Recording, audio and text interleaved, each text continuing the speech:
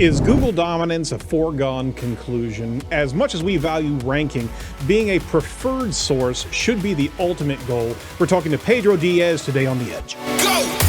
Your weekly digital marketing trends with industry trend-setting guests. Powered by your digital marketing pioneers, Site Strategics. This week's featured guest is Pedro Dias, Head of SEO at Reach PLC. Now, here's your host, Erin Sparks. Welcome back to The Edge. This is Edge of the Web Radio. I'm your host, Erin Sparks. Every week we bring you amazing guests to chat about the trending digital marketing news.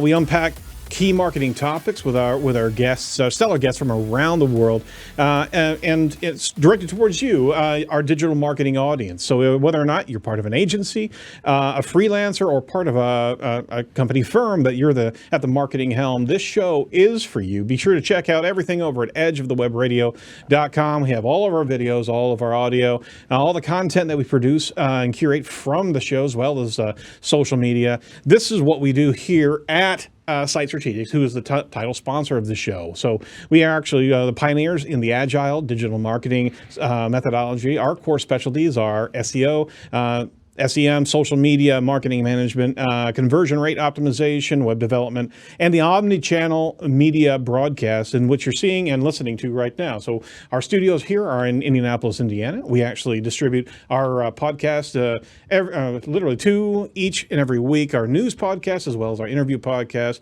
We're moving it into all the digital consumption lanes, audio, video, content search, and social, as well as sometimes even a live stream and much more. So check out what we do over at edgeofthewebradio.com, but also check out edgemedia.studio, as well as our own website, sitestrategics.com. So if you're interested in what we can do for you from a digital marketing perspective, well, happy to sit down and talk with you for an hour. If you want to call us at 877, toll-free, 877-SEO for web, or 877-736-4932. Happy to find some digital marketing nuggets of success for you. All right, just wanted to let you know who will be coming up on the show here. A bit of housekeeping notes coming up. We're going to be meeting Andrew from Optimize, Carolyn Leiden, and Roger Monti will be on the show soon, as well as Mark Traphagen. Be sure to check out the recent shows. We had a fantastic 404th episode where we had a 404 page contest, which it was loads of fun. Had some fantastic judges and a lot of contributions of the top 404 pages around the internet. And we certainly implore you to check it out, because we did dig deep into what the uses are of 404 and how important it is to you.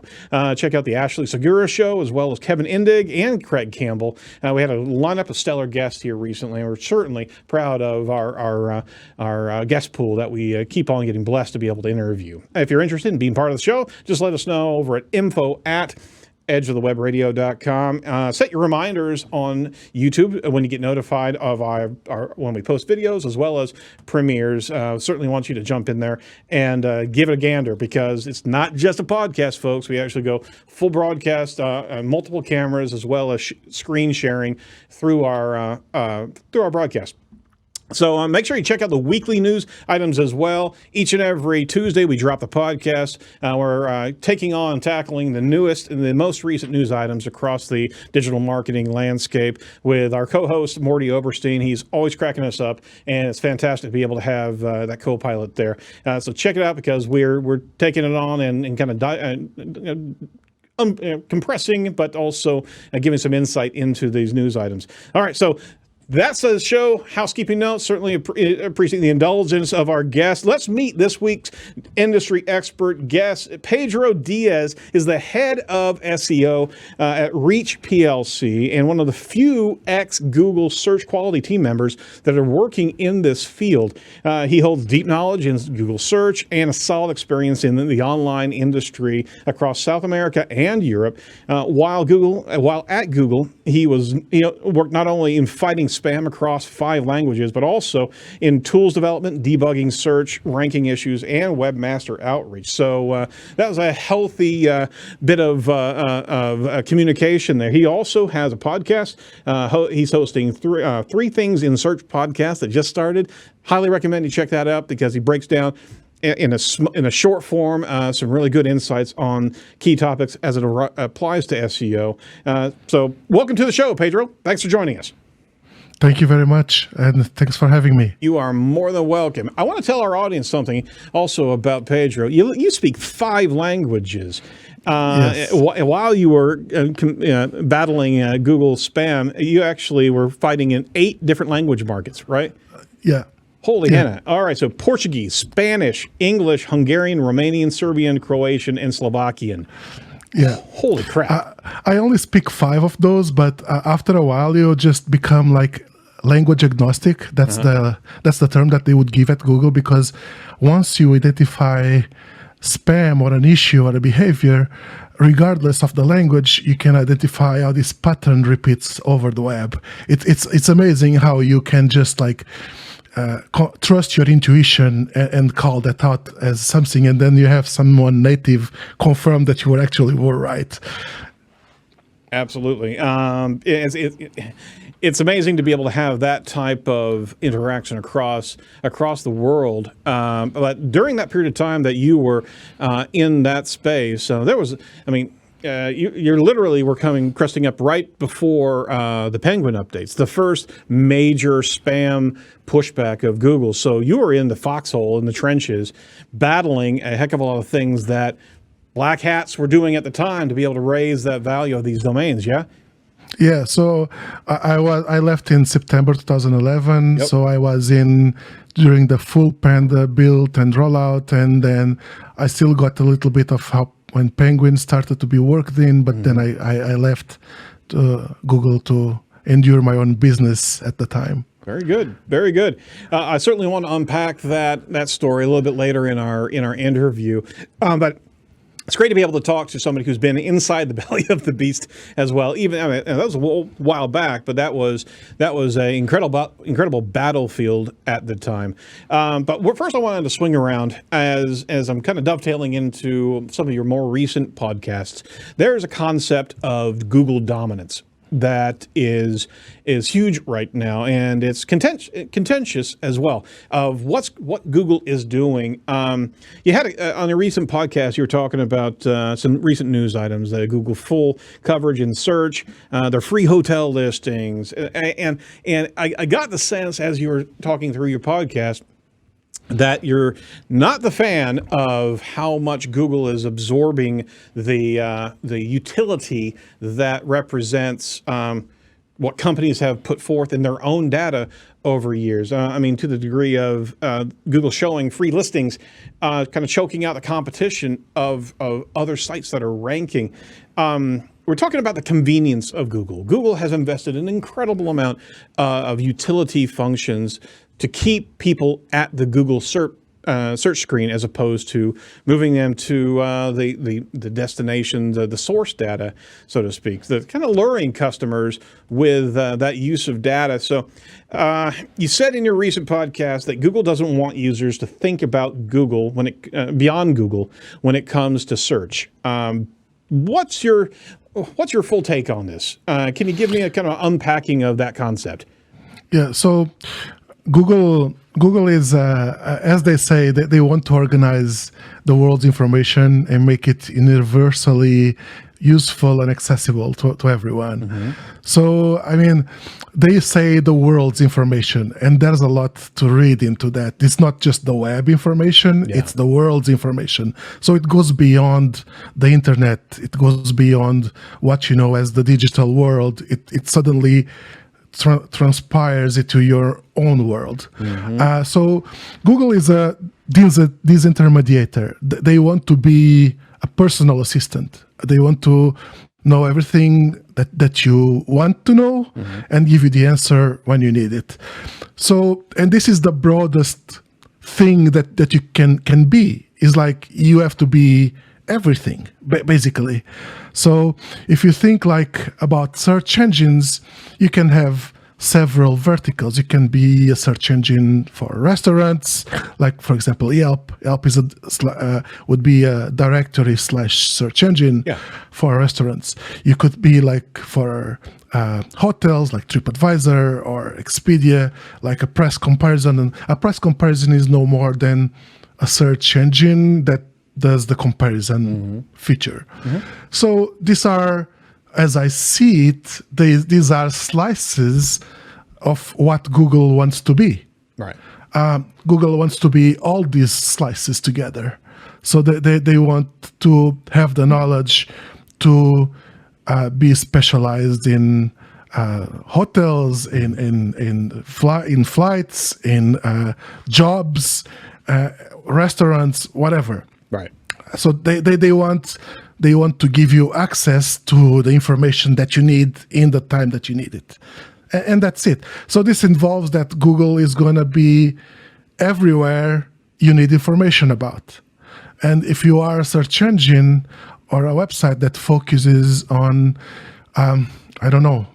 bringing relevant information about just one slice, you are in for being, rolled over by Google at some point. Absolutely. They're looking.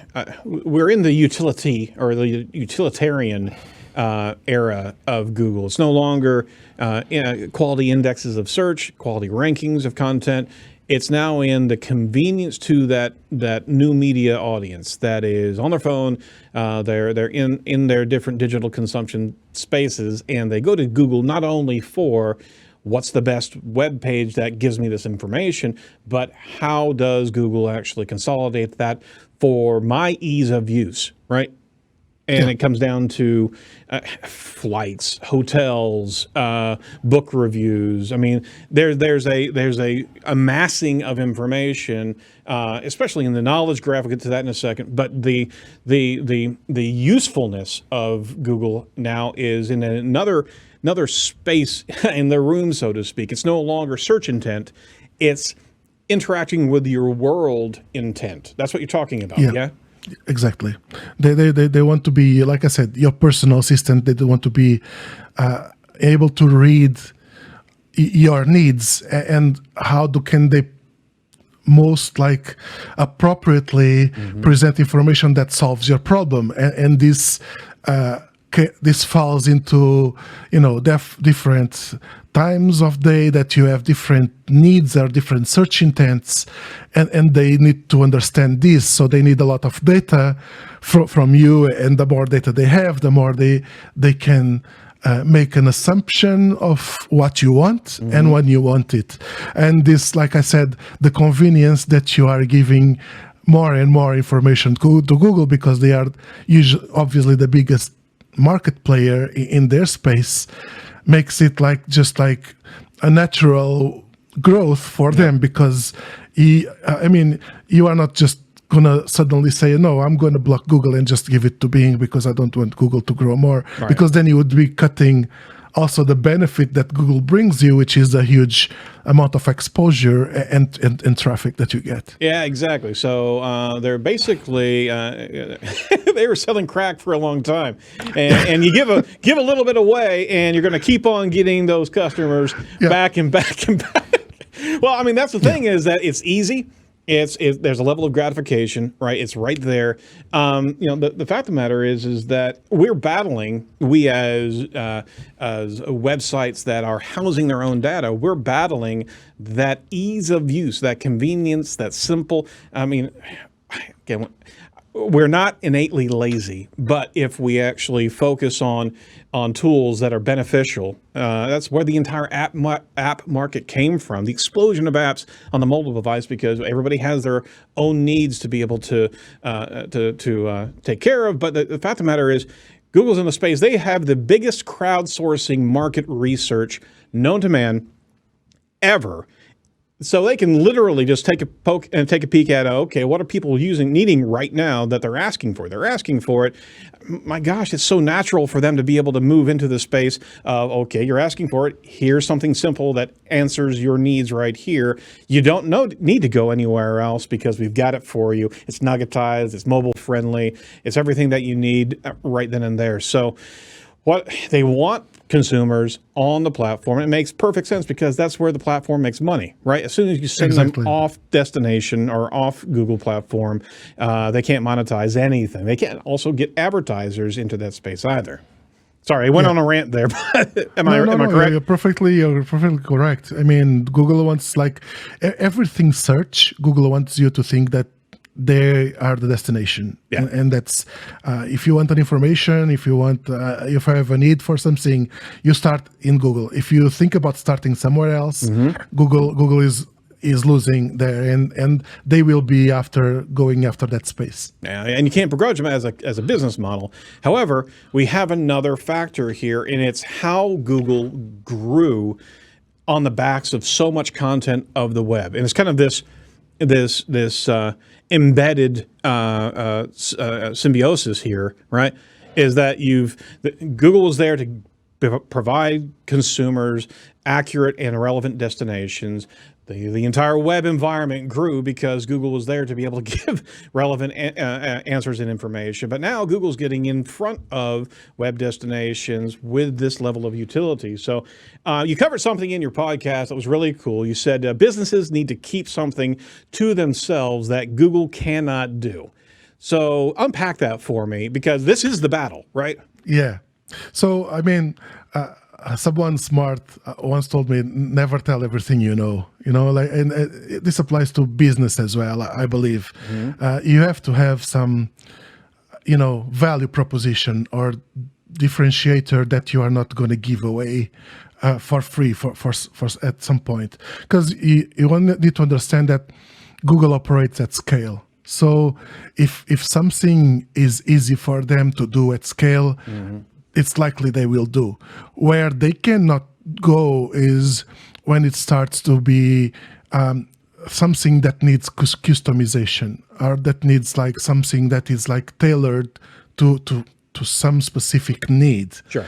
And that's where the value of small players hold should not be open to Google, because you don't want to give these bits of nuggets of information out for free. You should keep them to yourself. For example, if you have an information about pricing trends, I'm going to say something like house marketing trends that you've been collecting over a period of time. And if you are a real estate portal or you sell, you want to keep this information closed and that someone would pay to access, or someone would not necessarily pay, but would think of you to access this information and not Google, because this information is not on Google. And at the same time thinking, not having this information on Google will keep me still relevant, will keep me still ahead of my competitors, will still keep me at a good level. And I don't need to give more than I should. And that's a heck of a course change for businesses to embrace, is the fact that you're going to have to hold back content for your consumers, as opposed to just be freely providing all content to be able to be more relevant in competition than somebody else that's ranking against you. That's a level of prudence and kind of conservatism to a particular degree, to hold back to the better goal, as opposed to the easy gratification of, hey, we outranked this competition right here. Yeah, but you also gave away the farm, and Google's going to be using that in some way, shape, or form, utilizing it for their consumer. The goal for them to get in front of your consumer is a higher priority than providing you value on their SERP, right? Yeah, I think one of the things I said in my last podcast recording was, it's better to be preferred than to be indexed. Oh, you beat me to it. I was going to quote you.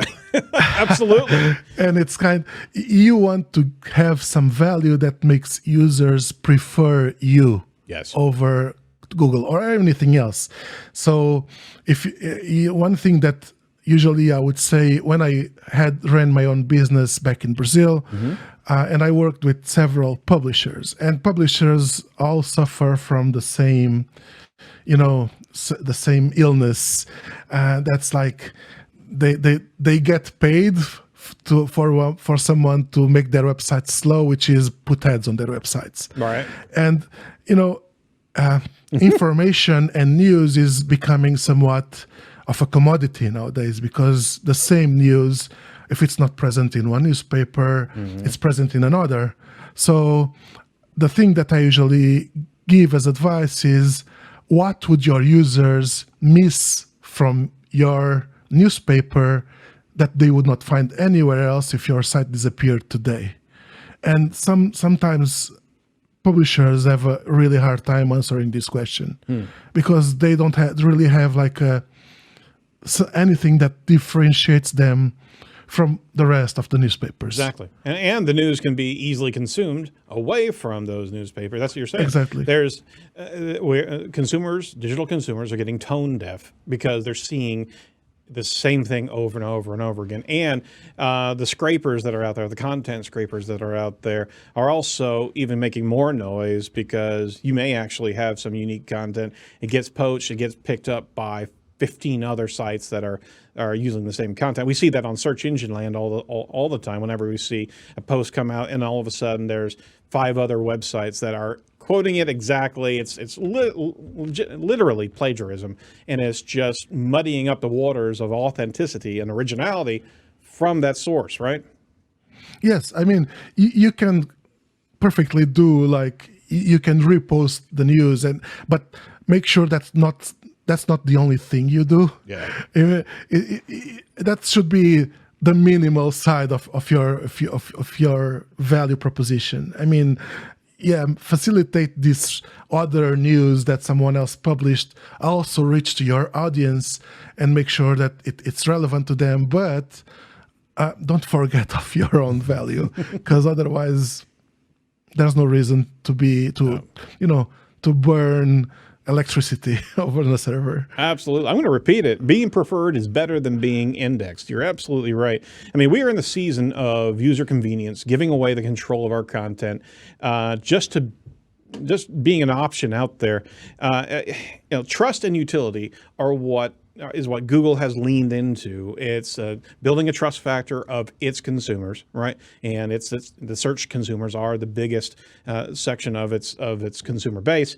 They've got the full news coverage that's in search. Google's bringing that full news feature into search to basically define the mix of those universal results. Are actually showing this is what we cited, right, to be able to create this content for you. You don't need to go there. It's actually showing you just the value of where it got its material. So if you think about the psychological play, they moved all this news content on all the sources into now a chosen list of valuable news organizations, but they're still keeping you there reading the news. They're just saying this is where these trusted sources are, and how they influenced why that news article is there. So it's another play of stay in our space, not go anywhere else. And let me just add one more thing. Sure. If you want to really to see how easy it's to build like a publication with something that's not editorially curated content, go have a look at Google's travel guide. Google has a section that it's a travel guide, and it's a whole like magazine online where they bring in information from everywhere. None of it is theirs, but it's a travel guide. And you would say that you don't need anything else if you are planning to travel anywhere. It's linked to their flights feature, flight search thing. And I mean, it's amazing. They're gonna disrupt, or they already did, disrupt the travel guides kind of space, because if you can bring it all into one equation for the consumer, make it easy, make it fast, and make it valuable content, they're doing it. And I mean, it's a winning combination, right? But the challenge is the contention is it's being built on content that is uniquely somebody else's, and that's where the the battle of philosophies really does lay. But just going through some of the utilities that they provide, they have free hotel listings, the events and tickets, right? Movies, books, TV show data, shopping, travel, stocks, all that information. If you just think about your daily routine of the different things that you're wanting to understand, weather, facts, flights, like you said, time, medical information, it's all right there. It is the most diverse website and authority now that consumers are interacting with, and it's nuggetized, so it's easy to understand, and you don't have to preen through different user interfaces, different site content. It's genius in its development, but we're losing ground, and it's about us. It's about Google being the destination. More and more information are being brought together into the knowledge panel as well. So it's Google's understanding more about subject matter. So it's not only the curation of content and the transactional side of things, but it's also how it understands the world and how it influences your understanding of the world as well. Right? Yes, exactly. I mean, Google is like. I know you can think of most of our needs are, factoids or information. Not always we want to buy something, right? And you would have to kind of make a a balanced judgment on how much time, how much percentage of my time do I need information versus how much time do I need to buy something. Probably much more you need information, or you want to check for a recipe, or check for a dispute that you have with a friend over something, or some other information about the weather, or and this kinds of information is whether Google is mostly wanting to be both. Yep. The vehicle and the destination, because they want to be your personal assistant, and being a personal assistant means having the information at hand for you, and you don't need to go anywhere else. Right. And that also has a very strong philosophical challenge. If they are the truth holders, right? Not to open up that can of worms, but if they are citing the references that they deem as trustworthy, right, then we have a whole nother hell of beans, because do you have the full access to the facts and the information that delivers you to the debate? That's the razor edge that they're playing on, is if there's not attribution to a counter philosophical point on content, and it can be to the largest degree of sentiments, to just a counter argument. If they're not playing fair in this space, you're in a whole nother level of transaction there. And usually they skirt around that by saying, we just present information that's on the internet and it's nothing that we create. Sure, but you are choosing it for me. That's the point. It's it's not that they are Google doesn't create anything. They kind of choose the things for you, and based on user inputs, sure, but they are still making a choice. They choose which one goes on number one. They choose which one goes on feature snippets. They are choosing the information for you. That's right. They've kind of turned. Well, obviously, as soon as they turn themselves into a verb, we were in trouble. So how do we reclaim the audience's perceived values towards our own content on our destination sites? I mean, first of all, is that, like I said, never give away everything. And try to build something that users would think of your brand when they need that, and they go to your site, not Google. Yes. So that would be the first step. And then invest in other mediums as well. Never put all your eggs in one basket. Don't rely just on Google. If you depend mostly from Google, that I've seen many businesses let this happen, because it grows and grows and grows, and after a while it becomes too big to deal with and becomes scary to deal with, because it represents so much of the traffic that anything that you want to tackle will become like a huge burden, and you will be thinking twice before doing anything. Right. So people kind of freeze and kind of so try to diversify your revenue, try to diversify how people reach your website, your brand, and there are possibly I've seen many people claiming that Bing is giving actually good results for English-based languages.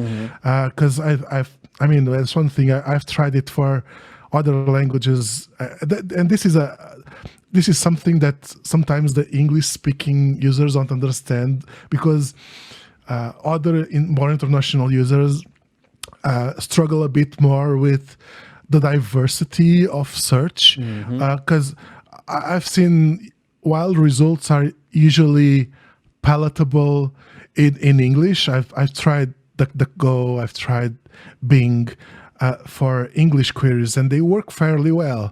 But when you start to go to Portuguese or more obscure languages like Hungarian, Sure. it's like it's a mess. It's because the results fall apart really quickly. Got it. So it becomes almost like unusable for users outside English to think of an alternate search engine other than Google, and that's why Google in Brazil has like 98% of market share, 97% of market share. And they realize they're a worldwide audience, and they realize, they've been working on the best and relevant results across the country for the last decade, where you've got, again, these search engines, the competing search engines around have been dominated in the English market space. They could have easily adjusted their tactics to try to go after a worldwide audience and be able to secure that level of loyalty. But Google ran way ahead of them in the game to be able to build that. And on top of that, creating non-biased algorithm changes as it's language centric. And they have an entire new investment of kind of balancing that perspective from a search result, not only in foreign languages, but also in English. There's so much that they've invested in over time. It is very useful, but it does challenge the concept of diversity of choice, right? If it's just Google, then there's a trust factor that has to be vetted and guaranteed. Otherwise, you're going to see anything that they're choosing to monetize towards. And again, they're a business as opposed to a public utility or a non-biased entity. They've got their hat in the ring for transactions. Yeah, definitely. For example, there are countries where Google historically had trouble going in. For example, I remember Czech Republic. In Czech Republic, the major search engine was Seznam for quite a while. And I think still, if I'm not wrong, they are probably still. And because they have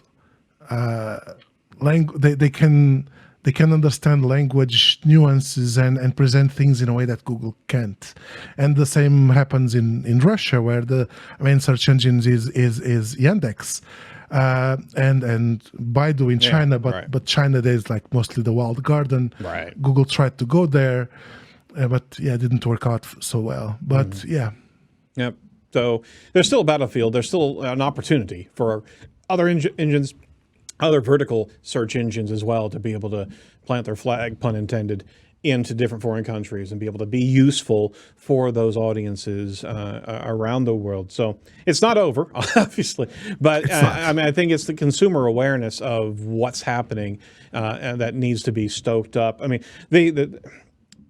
do you see this ultimately going? Is Google going to be putting up this utility wall between the user and the source, higher and higher, where there's no value in the click to destination anymore, as opposed to just not allowing? But I'm talking about if Google's so useful, right?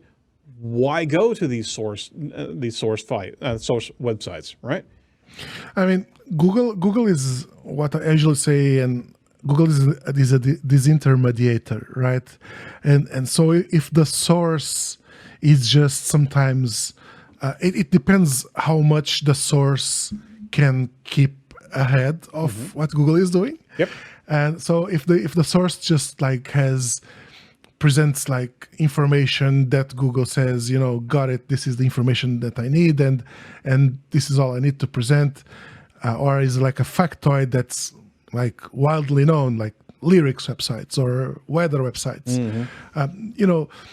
This quickly becomes really easy for Google to disintermediate and kind of shove everyone out of the equation, because lyrics is something that is who could claim to be the owner of the lyrics is the musician. I'd say that's right, the lyrics. Sure. Not I would not say that it's a website lyrics that would claim to be the owner of this.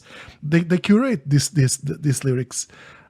So Google does the same, and because it's a publicly available information. Sure.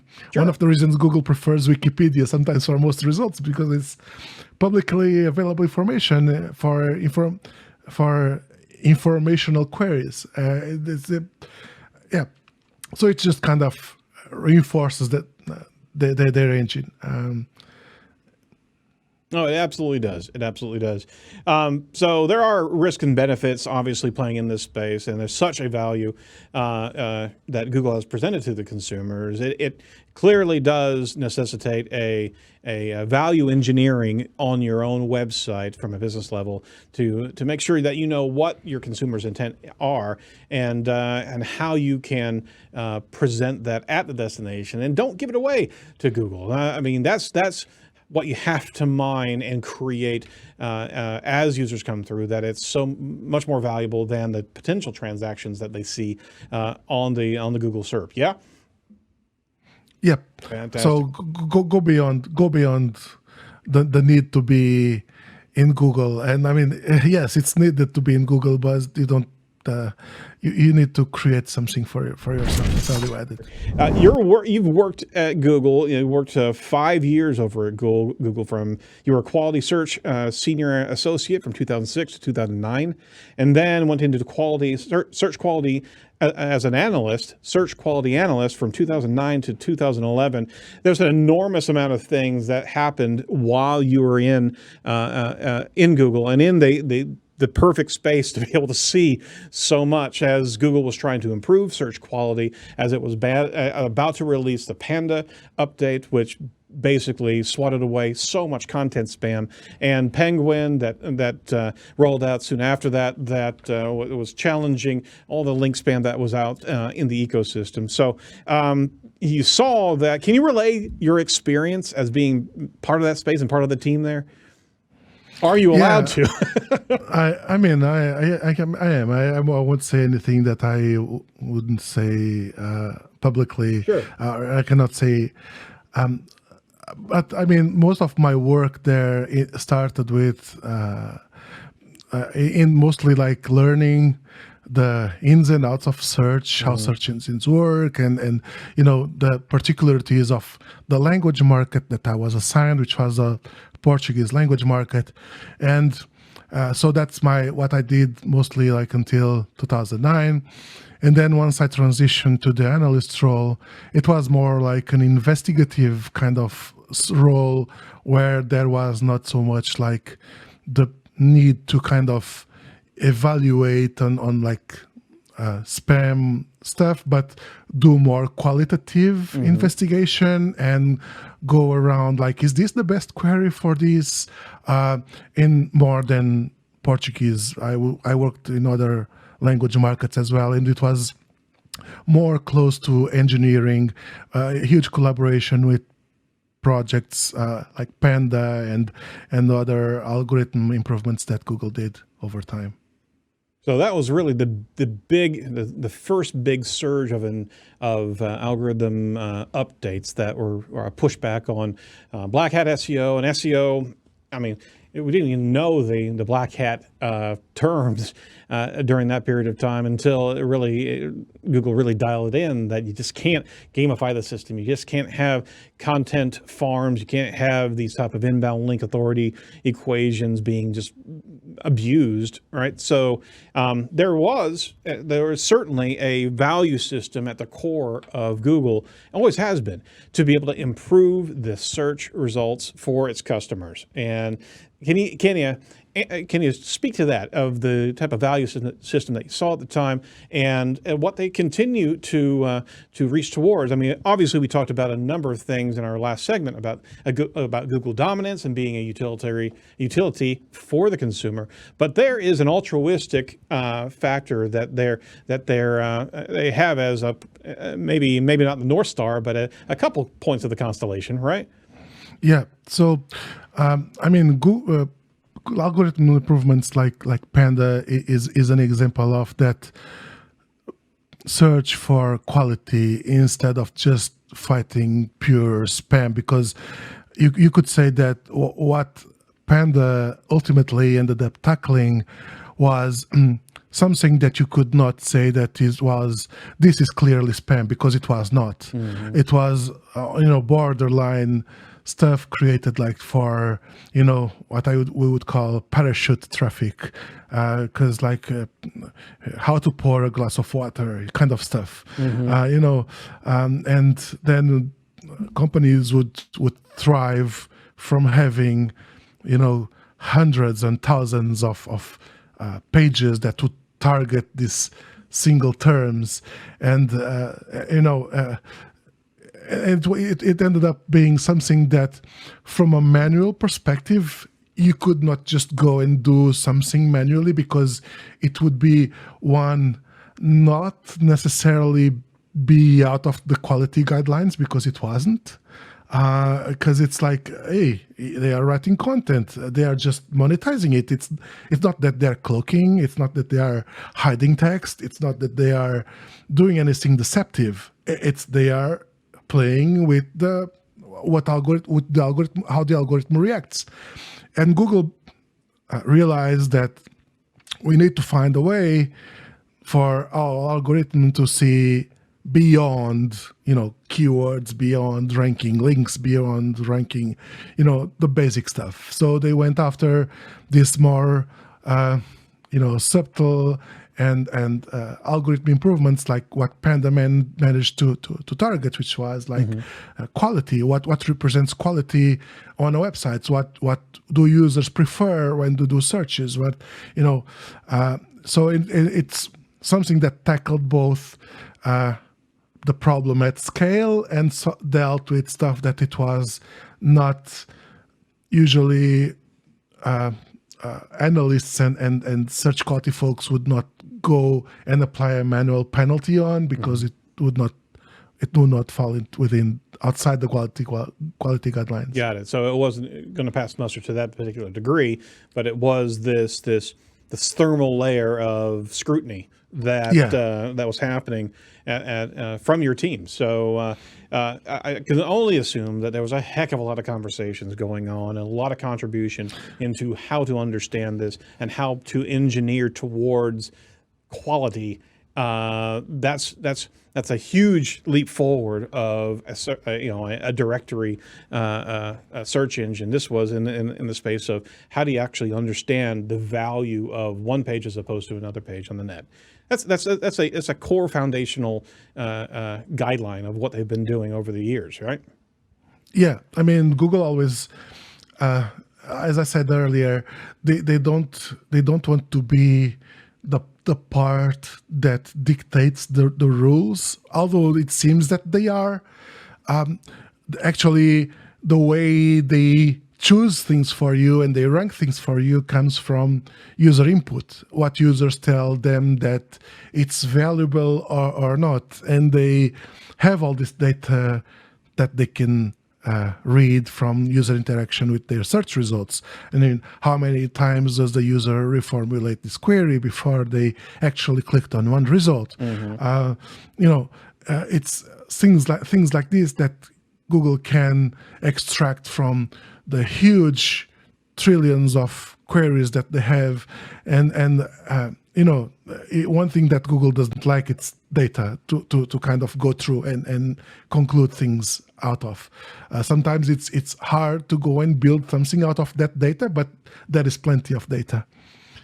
There's a huge amount of data, and then you literally again, not going through the history of Google, but they engineered something that never existed on the planet to be able to actually understand this data and put together such a map of quality signals. So fast forward to where we are in 2021 is we're looking at knowledge panels, we're looking at news citations, we're looking at a level of understanding that Google has now and is building on so many different topics. So the knowledge panel is really kind of the coalescence of understanding how Google understands related subject matter and semantic relevancies between different topics. Where do you see this going to the degree of Google understanding a subject matter and then applying that concept? We've talked about EAT on the show, expertise, authority, and trust as key quality and trust signals that help move Google into that space. Although they don't reference EAT, they're certainly referencing in the Quality Raters Guideline that these are things that they should be paying attention to of all websites. But where do you see this continued evolution towards understanding and then evaluating content that would ultimately get into SERP rankings? So I think Google understood the knowledge panel stemmed from, came together out of a lot of things together. Of Google experimenting with Google Maps, you'd say that Google Maps gave way to entity search. Yep. Some years ago, Google also bought this huge company, which gave, I don't remember the name now. I think it was, Wikidata or some structured data company that they bought, and I don't remember the name now. I had it in my head and it went away. No worries. So they promised to keep it open, and after a while they just said, okay, we are going to shut it down, and just gobbled all the data that they had. So they kind of kept it open until they shut it down. So they used all this data to reinforce their knowledge graph, which stems a lot, brings a lot of stuff from entity search, from all of this ability to recognize persons, places, etc.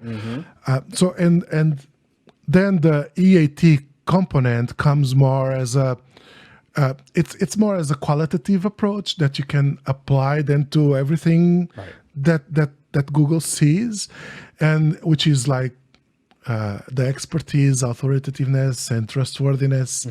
You could argue that those things, that it's almost a cheat sheet. That if you look at the Peter Marville's honeycomb, and now I'm going a bit towards more the user experience side of things.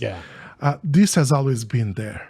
If you look at the Peter Marville's honeycomb, it's composed by, findability, usability, usefulness, accessibility, and all this. I think it's a set of like seven.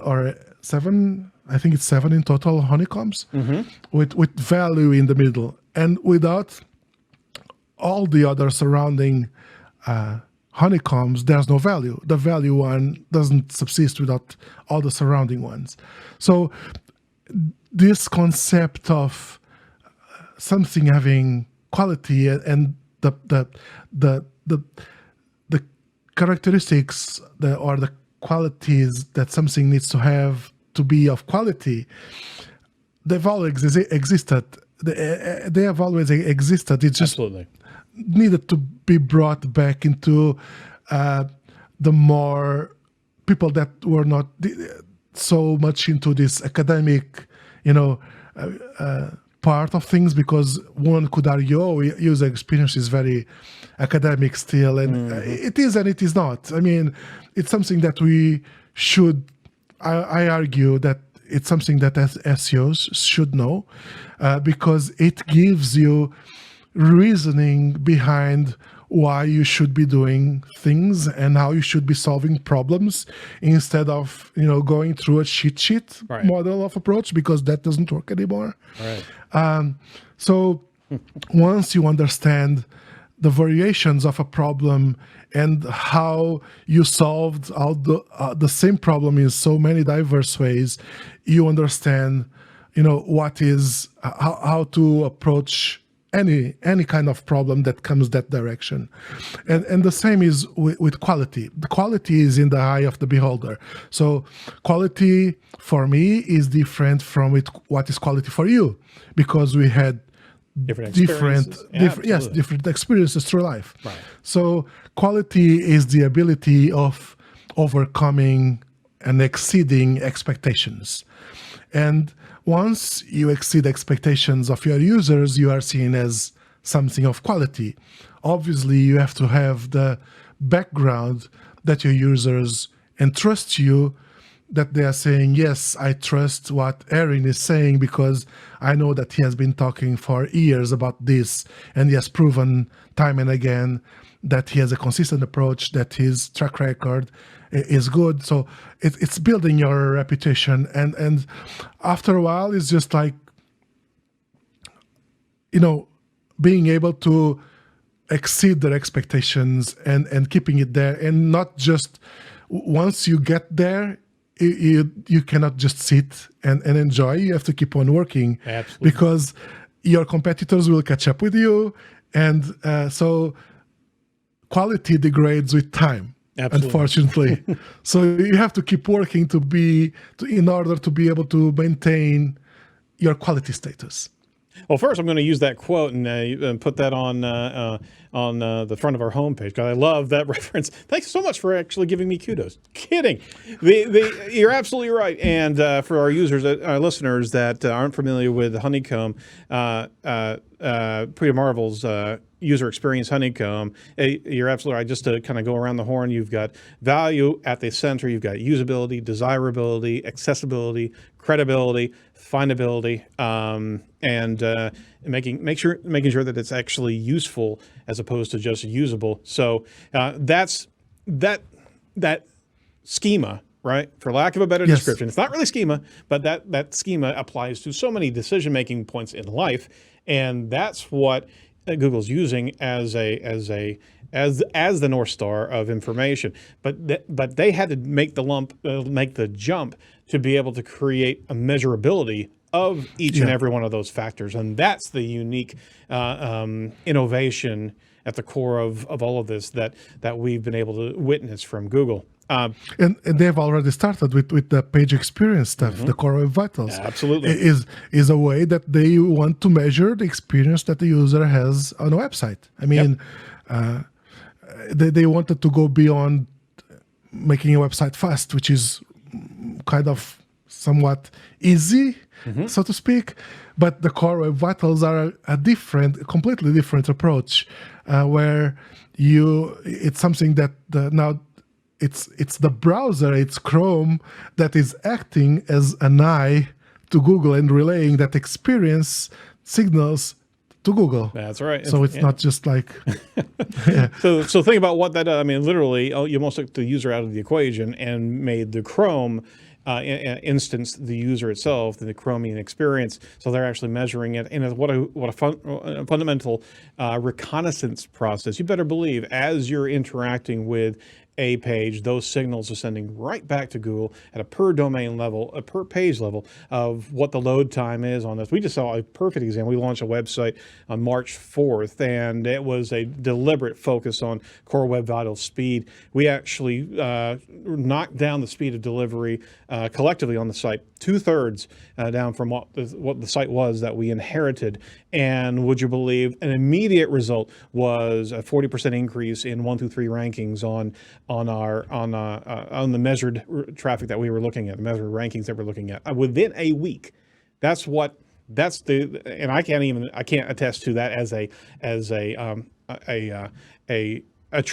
attainable goal for just improving core web vitals. But I mean, Google's saying that it's a signal. It's going to be a ranking signal. And I can absolutely say that we just saw an immediate response based on speeding up that user experience and giving the user what they're looking for as quickly as possible. All right, that's a sidebar, but point is that you're talking about how to understand subject matter, how to understand usability. The SEO needs to be mindful of that because Google is paying attention to that. It's much more than any type of keyword density or keyword usage. And obviously, we're looking at semantic SEO as a key factor of relevancy of how Google's understanding and creating its knowledge panel and relationship model. But when it gets down to it, if you're not hitting all those cylinders of that honeycomb, right, then you're missing the boat. So my last point of the interview, I wanted to actually unpack your thoughts on critical thinking of an SEO professional, because this is a perfect segue, right? Is to be able to see what are your recommendations of how an SEO should be navigating? It's not just code. It's not looking at the technical audits and removing impediments of delivery of content. It's this space. And how does a technically minded SEO cross over into this quality orientation? So critical thinking in SEO is comparable to the path that Google is doing towards rewarding things that are not just technically correct, but are actually like more towards qualitative. And critical thinking in SEO is how you solve a problem and which path you take to solve it. Because as I said a while ago, you can take multiple paths to solve the same problem. And to be able to understand which path you take, it depends which scenario you are working on, what is your industry, what your website is, what it caters, what is your language market. I mean, there are so many variations that makes a website unique or a problem unique. But at the end, the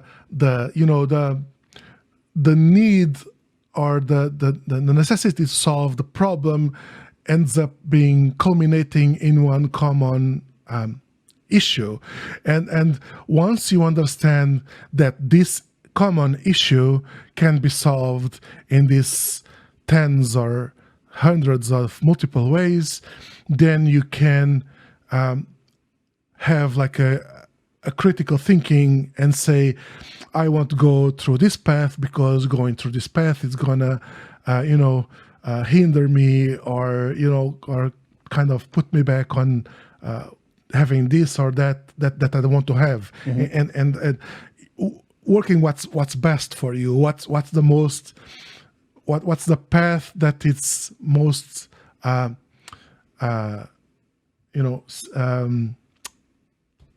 which goes most in line with your business, and is less the less friction. Because I mean, I tend to liken it. You know how you look at a level, right? On the left, a level, you have that bubble, right? And you have that. You want to get plumb. You want to be able to be on the bubble as a metaphor. You're in the lane. You're exactly what the user's looking for. You're not trying to make something that you're not out of your content. Right. Yeah, you need to be aware of all the pitfalls in your path. Right. Not to fall into a pitfall that because you just you followed your GPS blindly and you ended up in the middle of a lake. You don't want to do that. You want to have critical thinking of saying, no, I want to go through this path that the GPS is telling me to because I'm going to end up in the middle of a lake, so I'm going to go through that other road over there. Absolutely. You made mention pre-show about a number of kind of pitfalls in critical thinking or the absence thereof in our industry. Blanket recommendations based on anecdotal testing or poor testing setups. That is the essence of critical and scientific methodology. People tend to forget that Google is a holistic system. So poor performance on testing, but also ignorance of other factors that also have a play in the performance of a site, right? Yeah, so Google is a holistic system, as you said, which means you cannot explain how the whole system works based on how one single part works. Right. Because the whole thing depends, each part depends on another and another and another to work. So when we do testing, and the most testings that I've seen online and kind of frustrates me is when we try to do these correlation studies and we want to run with a single blanket statement without putting in place the necessary disclosures to help the industry grow. Because sometimes users that are just, or SEO starters that are starting in the business, they need to learn how to question data, how to, interpret data. And with weak data or a weak testing or a flawed testing, it's really easy to give the wrong path to someone that is learning. And you want to teach people to think, not to give them the end result. Sure. And it's like that saying that you want to teach people to fish and not give them the fish. There you go. So it's the same here. We want to teach our industry to think by themselves and to have critical thinking. Hence, like one of the oldest discussions that we have been having in our industry is the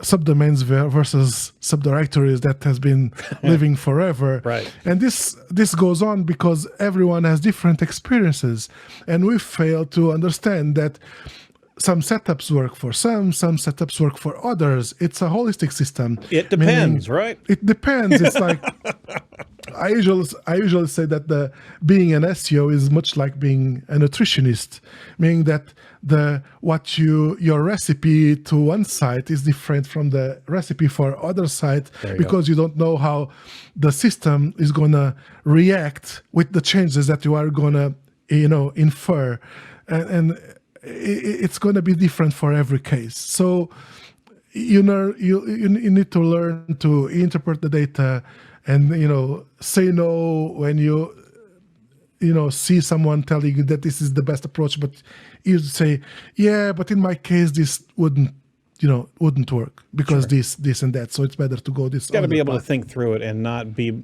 again, anybody that's an SEO for a while, right?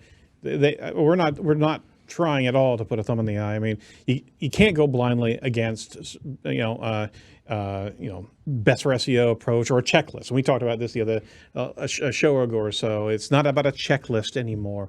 There's the mechanics list. Yes, you should absolutely know how to not impede Google to be able to find. And on top of that, usability and speed are all things that we should be checking off. And on top of that, maintaining, I liken it towards keeping your garden tidy and kept, right? You don't want to have the weeds grow all over the place. But what you plant is what's more important than how your garden is actually tidy. It's about what you're planting in there. Are you fueling it? Are you giving it enough food and sun and light? And hopefully you're not growing a weed, right?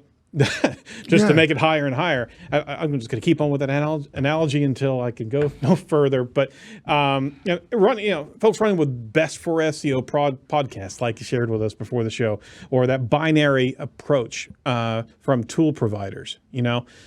Those are just analysis. So they're not contextually analyzing your subject matter, how relevant it is to other sites. Those are things that no machine can actually do. All you can do is be in the space of understanding that context and be able to guide with authority and subject matter expertise. Right? Yeah. What I usually say is don't delegate the rational part of making a decision to the tool. The tool is going to make a binary decision based on what it sees.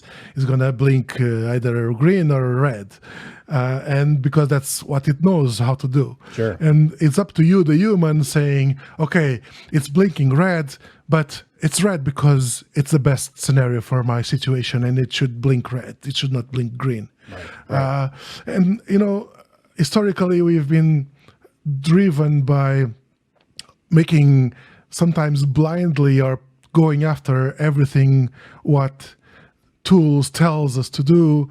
And although it doesn't have, like, sometimes it's not that it's harmful, it doesn't have any impact at all. You're going to just start to have work to do that doesn't yield any benefit in the end, because it doesn't apply for you. Well, we're trying to instill regularly a mantra in our organization of value engineering, right? What's the most important thing to engineer towards? Don't get stuck in the nuances of a disavow whenever we have content duplication or something like that. Or again, I'm just throwing things out there, but it's about what's the most important factor for the client right now to get right. We as SEOs can certainly follow our spreadsheets and tick off the lists in our respective audit tools. But if we're not paying attention to the bigger picture, the most important picture, then ultimately that's not garnering success for the client. I'll give it to you. Sorry. No, that's completely right. And I mean, don't get me wrong. I'm not saying don't use tools. I'm not saying don't do correlation studies. I mean, do them, but have the necessary disclaimers there on top, and or have them in your head whenever you present them. Say them, because it's important to reiterate them, because there are a lot of people that run with assumptions, and sometimes they, it harms businesses. It harms, the growth of something, and you don't want to you want to give people the contextual and the value of things. You don't want just to be the source of something and without giving the context and making users understand how they should interpret this data in the context that you use to make this study or use this tool. Right. Yeah, because we're all also the Sherpas for our clients, and they don't know one element as opposed to another element, so they're trusting you, right? Yeah. One of the key things in SEO when I ran my own business and even now is aligning expectations with stakeholders, with our clients. And if the expectations are wrong because the client read from a prominent SEO that, this is what matters, and now there's this,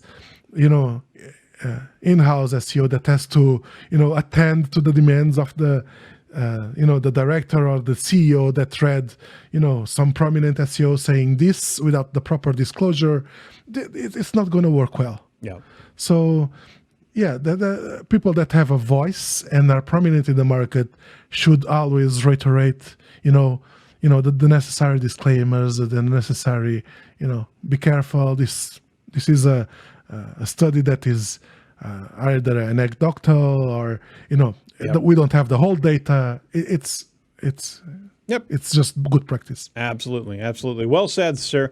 Hey, I need to unfortunately wrap up this conversation. We certainly would love to have you back on this show. That's great information that you've given us from a guidance of critical thinking in SEO, and we certainly appreciate your insight into Google, as well as kind of the understanding of the dominance that is in search and what we're dealing with from a content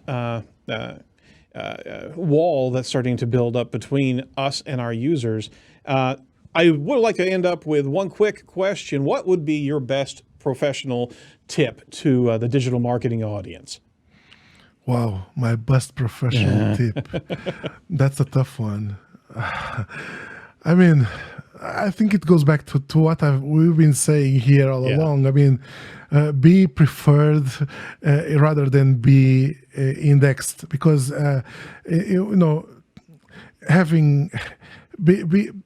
try to solve the problem or a need and have that as the center of your business. Very good. And the rest will come by osmosis. Yeah. Stop chasing ranks. Be useful to your consumers. Yeah, absolutely. Yeah, talk to your users.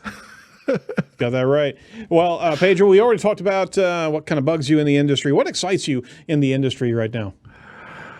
I mean, what excites me is that we are all in the forefront of, somewhat we are at the forefront of technology, of search, actually, because we are always discovering new problems, and we are actually like calling out search engines when they mess up, because we have like also this duty of understanding the search ecosystem, what it represents for our businesses, but also for from a user perspective, because we sometimes understand the intent of a search engine a bit better than the regular user. Yep. So we are being able, I would say that, for example, the opinion of an SEO would be invaluable in those Senate hearings where Google is testifying, and sometimes they give these, answers that, senators don't know how to, rebut or anything. And an SEO there would kind of probably be more of a value than some lawyer. Amen. We really need to have some sort of board of governors or something to be able to get in there and say, you know what? Let us translate this for you. This is what the engine's doing. There's so many. I mean, the blank stares at Senate hearings. I mean, they're armed with facts, but they don't even know what they're asking sometimes. That's so disappointing. But there are elected officials, right? Yeah. Well, Pedro, is there anything that we can promote for you today on the show? I mean, I think I already promoted a lot of my stuff. The podcast is one of the things that I kind of is just doing for a hobby, nothing even like professionally or anything. So that's it. I mean, yeah, you're still doing a good job, man, and it's nuggets of information, and this is what we need: more and more contributors in the space, and breaking off things that we can digest quickly and go about our day with that information. So you're doing exactly what we're talking about. Yeah, I mean, I'm pretty approachable on Twitter. Anything, just usually whenever people ask me something, I respond. So if you have something for me, just hit me there. Fantastic. Well, Pedro, again, it's been a pleasure speaking with you. And we did get deep into a lot of topics, and I always enjoy it. So thanks so much for your time. And we're certainly going to lift you up from afar. And at any point in time you'd like to come back to the show and talk about different subject matter, let us know, okay? Thank you very much, Erin. It was an honor being in the edge of the web, and I'll surely keep listening to the podcast. I appreciate it. All right, you want to make sure you track down Pedro on Twitter at Pedro Dias, on Facebook, Pedro.Dias, as well as on LinkedIn, Pedro Dias. He's also on Instagram, Mr. Pedro Dias. So check him out, follow him. He's always pushing forth some great information, and he's a solid player in the SEO industry, folks. So check them out. Thanks for listening to Edge of the Web. Edge of the Web is brought to you by Site Strategic, the title sponsor of the show, and we certainly appreciate their continued sponsorship. Don't forget to like and subscribe to Edge of the Web on YouTube, and if you're feeling up to it, let us know how we're doing on the show. Especially give us some reviews on this show as well as the 404 episode. Want to hear back from you and let us know how we did and what we could do better on the show. Make sure that you check out all the must-see videos and much more over at Edge of the Web Radio. That's Edge of the Web Radio. Next show, we're going to be talking to Andrew from Optimize. From all of us over at Edge, be safe, be well, and do not be a piece of cyber driftwood. We'll talk to you next week. Bye-bye.